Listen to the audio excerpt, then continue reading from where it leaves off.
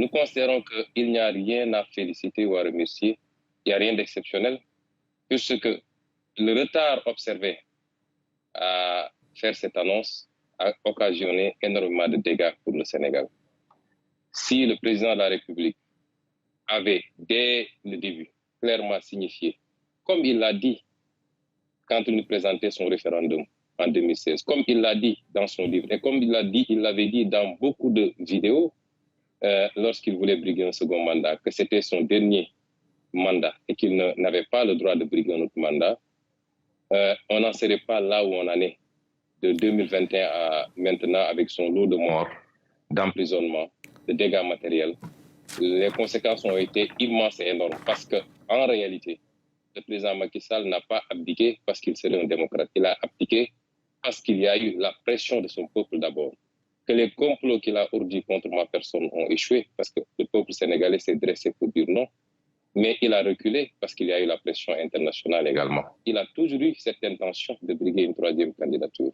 Quand un président de la République recrute des milices privées et leur permet d'ouvrir le feu sur des manifestants désarmés, quand un président de la République instrumentalise la justice pour s'attaquer à son opposition, à la presse, à tous ceux qui ont une opinion dissidente et emprisonnés à tour de bras. Aujourd'hui, on a presque 700 prisonniers politiques dans les geôles de Macky Sall. Comment vous voulez qu'on l'appelle? Si les gens pensent que la dictature, il faut attendre qu'on soit sous le régime de Ceausescu ou de la Corée du Nord, non. Pour un pays comme le Sénégal, qui a connu la démocratie, qui a grandi dans la démocratie et la liberté, ce qui s'est passé ces 10 dernières années est scandaleux et catastrophique. Jamais le Sénégal n'a connu ce niveau de violence d'État.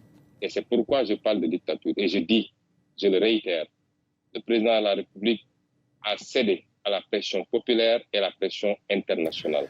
Au moment où je vous parle, il n'y a aucun contact officiel ou officiel entre moi et le président Macky Sall.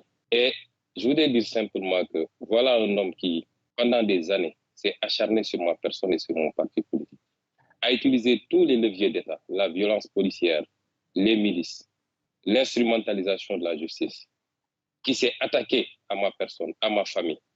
Figurez-vous qu'il a fallu que je donne mon téléphone, mon ordinateur portable à mes enfants pour qu'on l'amène chez le voisin pour pouvoir recharger parce que depuis hier, nous sommes confrontés à un problème d'électricité et la police refuse que l'électricien accède à mon domicile. Cette violence sur moi et sur ma famille, ce qui s'est passé avec moi ne s'est jamais passé.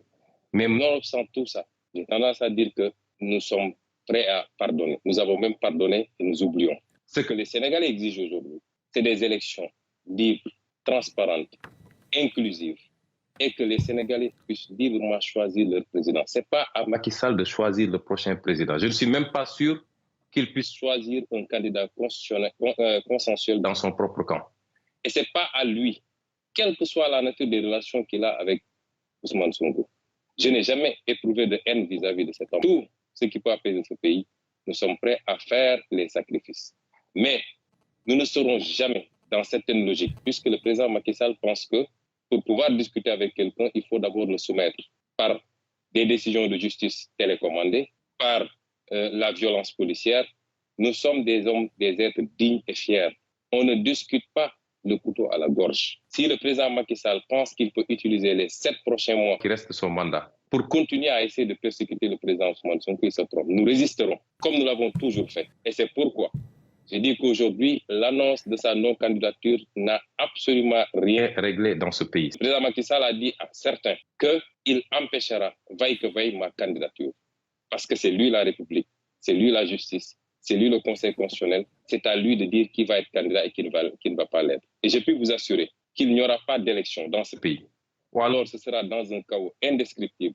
Si par des combines judiciaires, le président Macky Sall voulait empêcher ma candidature. Il faut qu'il comprenne que ça ne peut pas continuer comme ça et qu'il n'a pas hérité ce Sénégal de ses parents.